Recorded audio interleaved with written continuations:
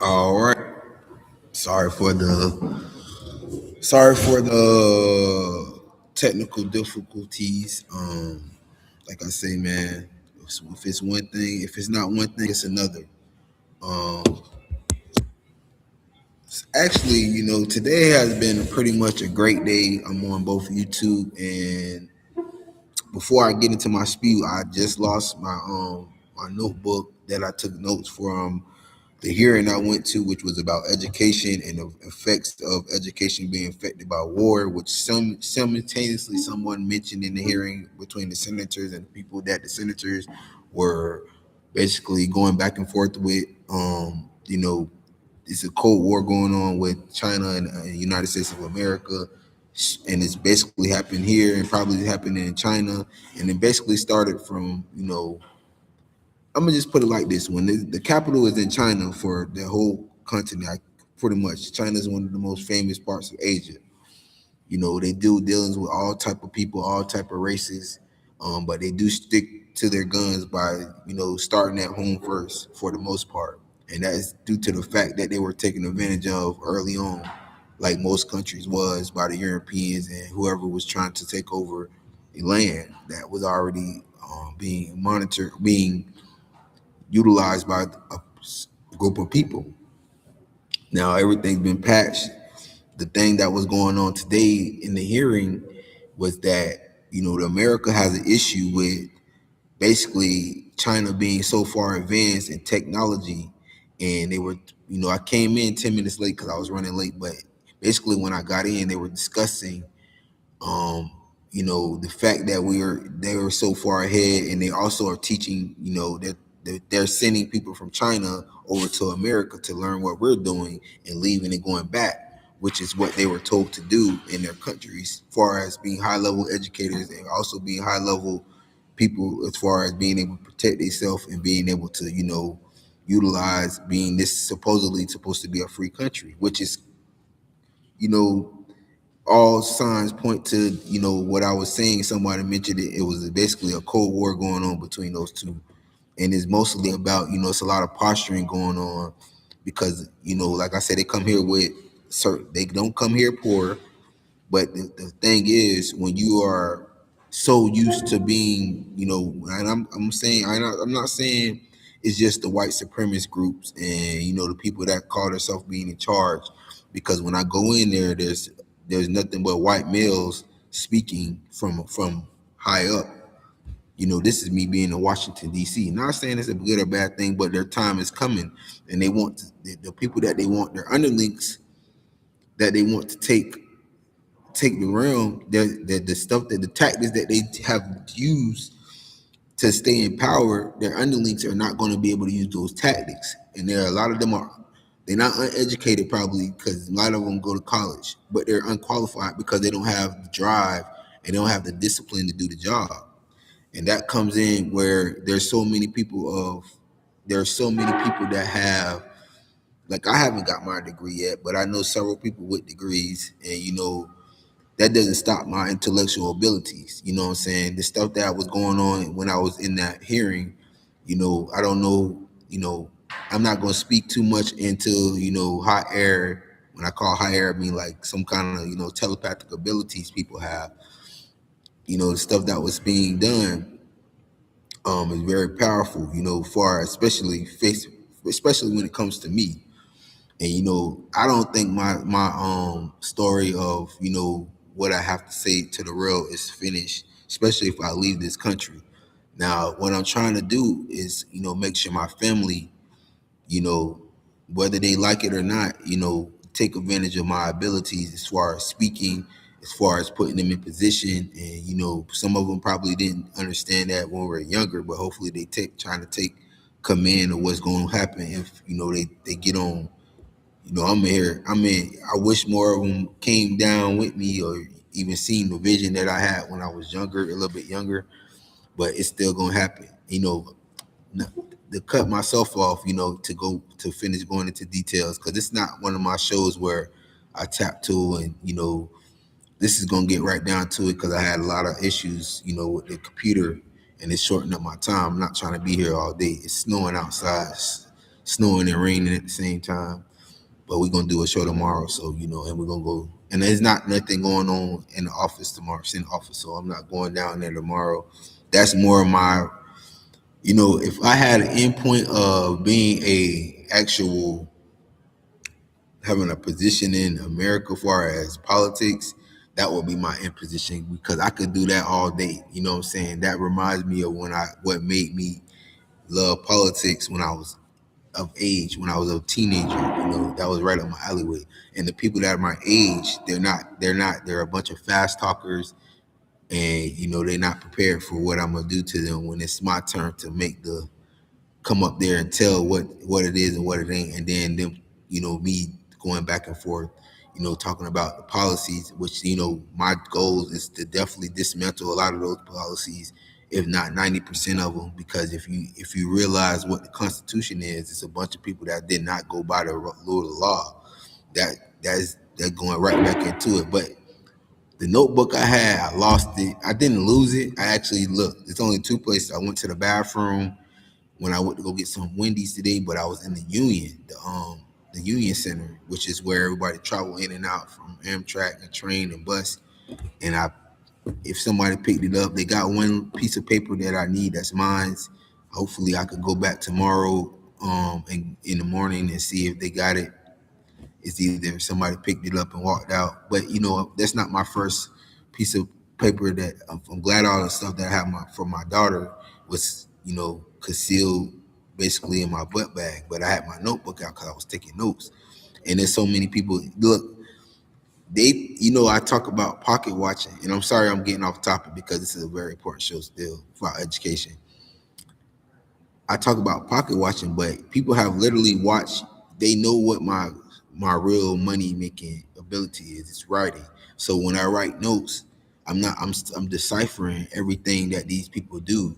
You feel me? Not saying I'm going to report back to these people are the police, whoever sent the police, whoever the police sent, or whatever the people call themselves being nowadays. They are trying to get information from me. You know what I'm trying to say? They're trying to get real intel on detail of how I see my point of view, so they could go out and revert it back out to the real and use it in their favor. But it's not working that way because this stuff is already. I'm doing it now. You know what I'm saying? The notes that I've taken, I've put it already on wax. Whereas the stuff that I did in school, whether it's the stuff I'm doing on my podcast, and and then like I said, the only thing I need is I don't need. I'm not looking for a piece of paper. I don't need that right now. So I could get a copy of it, and I got a copy of it. Really, I'm just mad that I lost it because it's just more people watching my every move and trying to I talk about how they trying to control my feelings and thoughts, but it's kind of weird because I'm in my 30s. I could do that already. I could sense when people are trying to do this. So it's a little agitating. It's a little weirdo. I wish they would figure out another way to be successful besides monitoring me. But that's just what comes with the territory of being a successful person, a very intelligent person, a very strong person. We're going to try to correct it the best way without being in the dark and the negative side of it. We're going to try to remove ourselves from these situations, whether it's spiritual or physical. Hopefully it doesn't have to get to hopefully they leave by themselves, which it's hard for people to do when they feel low about your success. You know what I'm saying? So now let's get back to what I was saying and how the hearing went.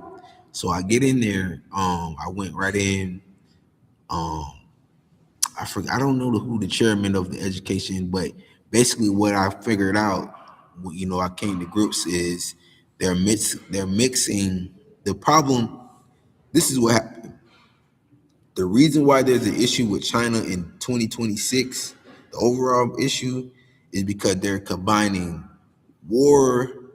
They're they're they're complaining about spending money with China or issue with China taking information.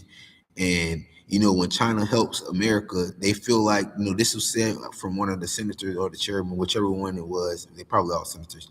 it was said by one of the senators that they felt like China was laughing, was wants like a parade or wants to be celebrated for when they help, but they do not. The history of it is that we're in debt to this country already, whether it's monetarily and whether it's by war, meaning that they killed too many of those people in that continent, and it will never be.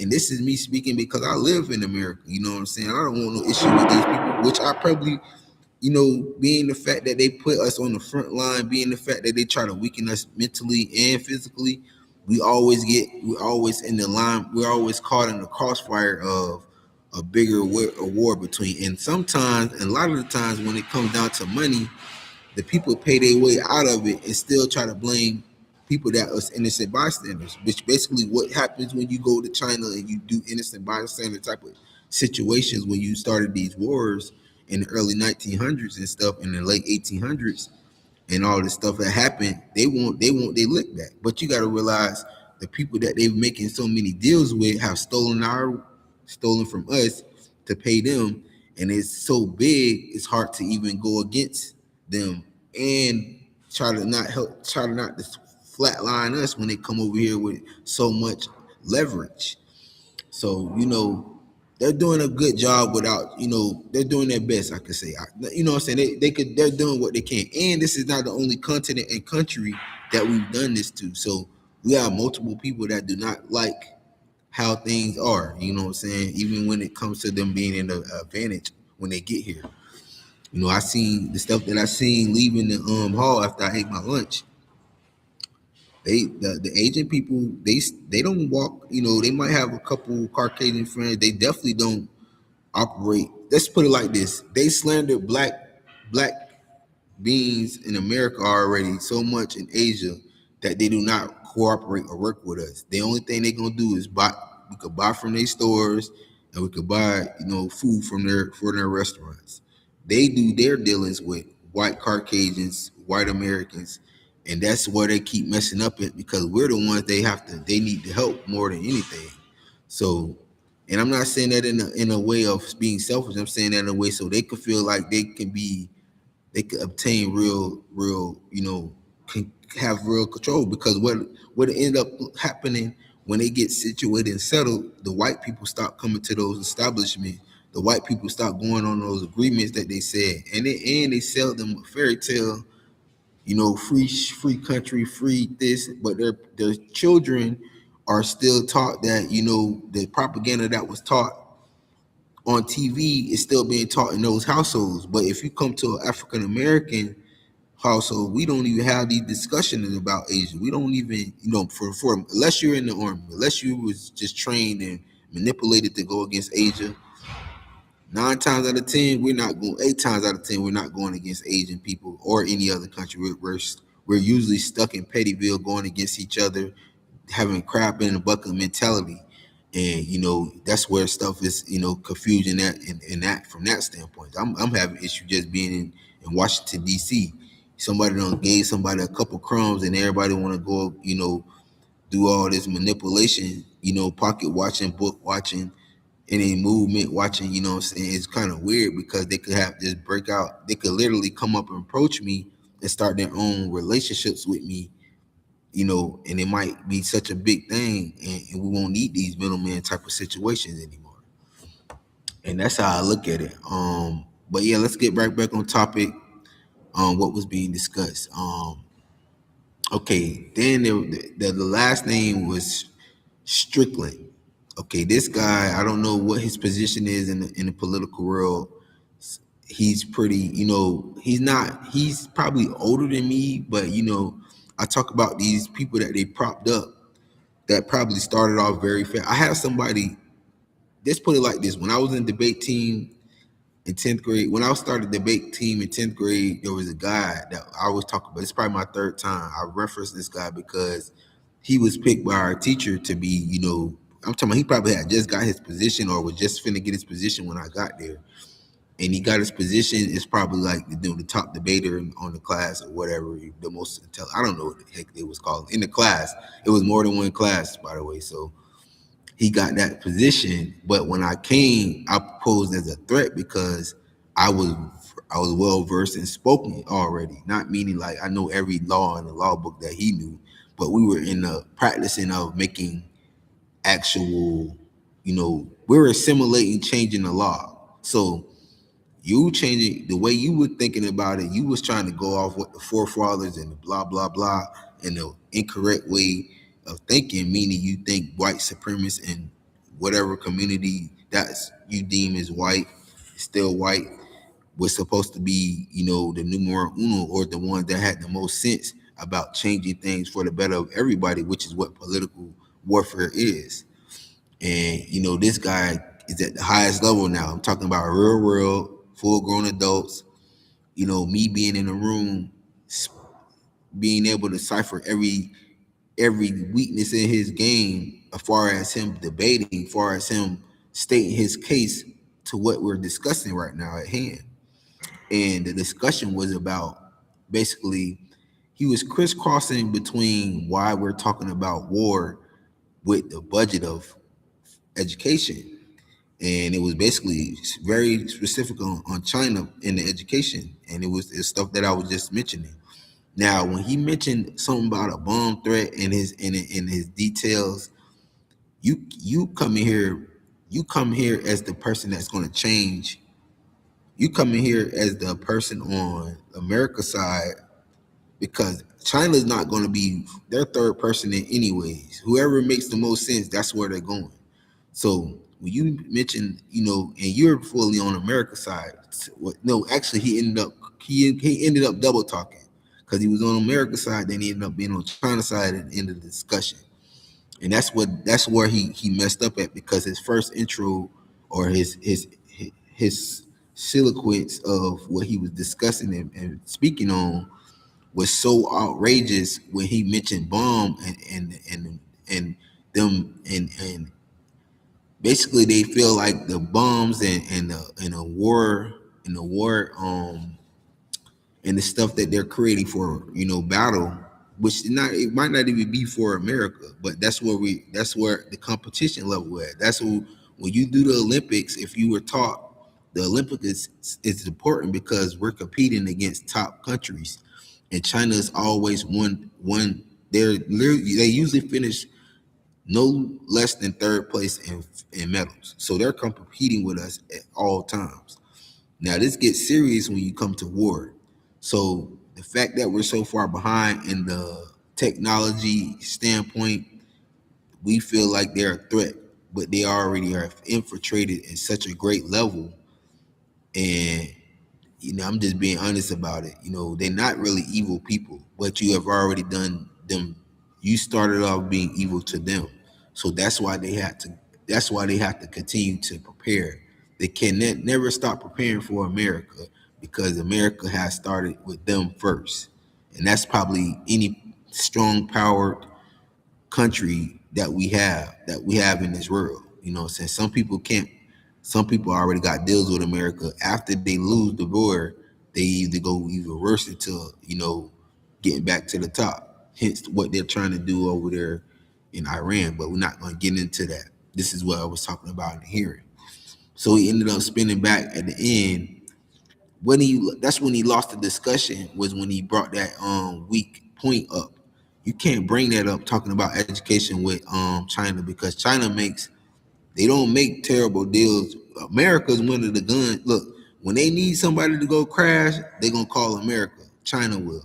So you gotta realize, you speaking on stuff that's gonna help you down the long run. All you gotta do is get in line and mind your business, and treat people correctly. And they do not like when the one thing I know about Asian people, they do not like being. They don't like.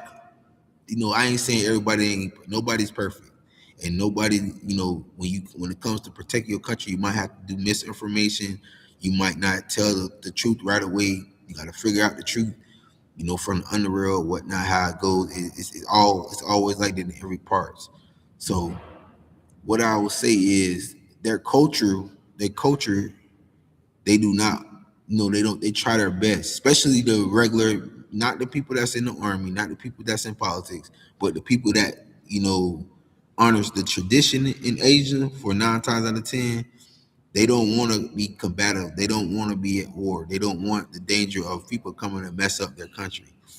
So that is what it comes down to when they're over here doing when they're over here having conversations about education and why is it so much why y'all putting so much energy in talking about war and we're talking about the education rights and then people coming over here without even having no issues like it was originally agreed to.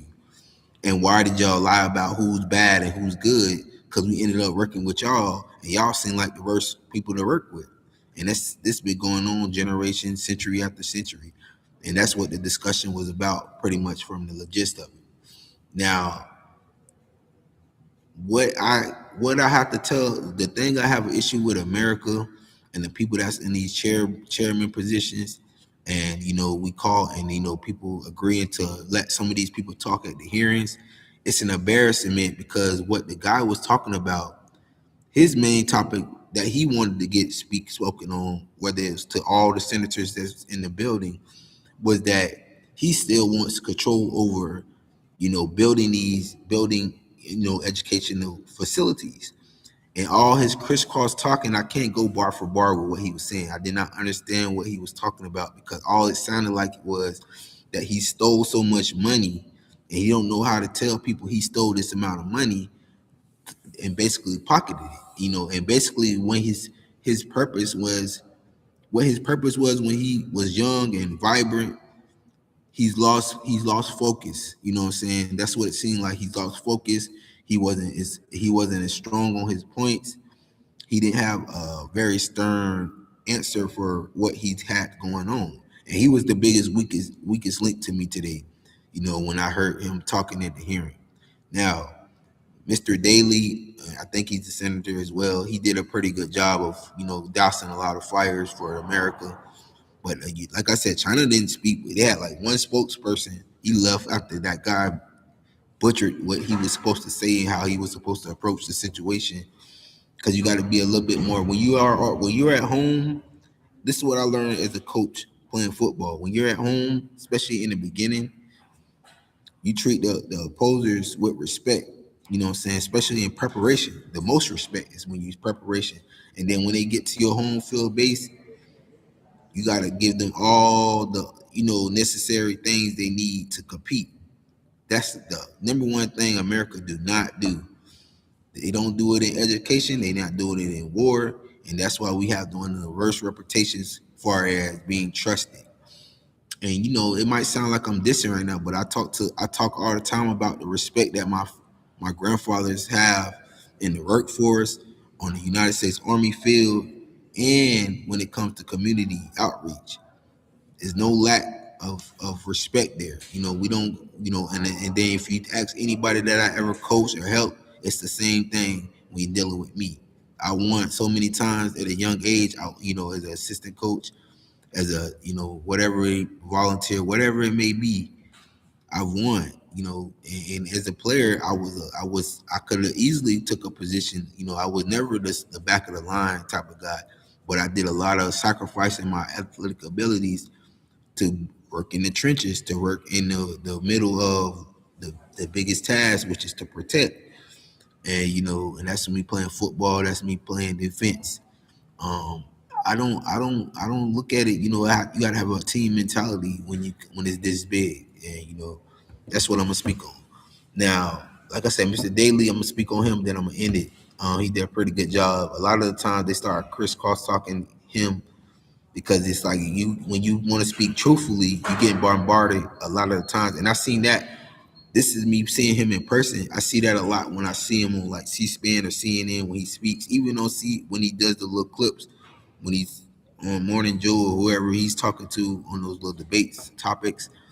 A lot of that stuff comes with him, being, trying to be neutral, and it's no neutral when you're in America.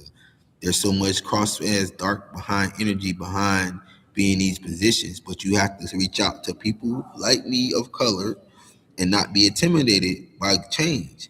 And you can't go back on, we not trying to go against them in a way of the negative, what I'm saying? But you got to pick a side to really work with them, us, meaning I'm here, in a real respected way and open up those resources and real doors. Now, I like that they changed the energy about, I went into the office today. I sign in every day now because, I think it's pretty much known what it is when I come up here. I have not spoken out loud in the building. I only do my show and I get the information that I need to do my show when I'm here. And I'm not really dissing nobody. These people have got said way worse. I just ask for the respect of my family to be taken care of properly because the people that they think I don't know, I've already been around at a young age. These people come around me, monitoring me all the time. So it's not a disrespect. It's not towards me, but you can't disrespect my mother who instilled so much education and life skills in me. And the same thing with my grandmother and the strength of my sisters who have children and I have children. Just overall my family. I could almost guarantee that they approach my family and me that with the correctness, it would be a lot more smoother in our state of Florida. But that's what I talk about it. Shout out to our senator of Florida. She was there. She was very short about what her message was. They asked her a few questions. She didn't go. She didn't have to go into Florida. To me, still is pretty much a very top level state. Being in Washington D.C., people have to respect it. And I'm coming here with the respect. I want the respect. I don't want to ruin the reputation of my state because I have to represent my family as well as the state that I come from. So that's pretty much it, man. Tomorrow I might do a show, I might not. It's cold, it's snowing. I don't have nothing to really talk about, but that's just my logistics of the show. I could have went in detail. I had way more notes. But I just gave you the pros and cons. I gave you the neutral things that I've seen. Like I said, our senator approached the table today, which I don't mind. That was a step that was better than what Mr. Scott did the day before, which is like you came in for what? Like I actually am in the community. Like I have younger people that probably going to come with even deeper than I'm one man, and I just look at it like that. So look at it like this. I appreciate y'all. I am Ira Thomas Bush the fourth. This is Dynasty the Podcast show, and I thank y'all. I appreciate y'all. Y'all tune in till the next one, and y'all stay safe in the weather, especially over here. I know it's pretty good, probably in Florida, but y'all be good. See y'all.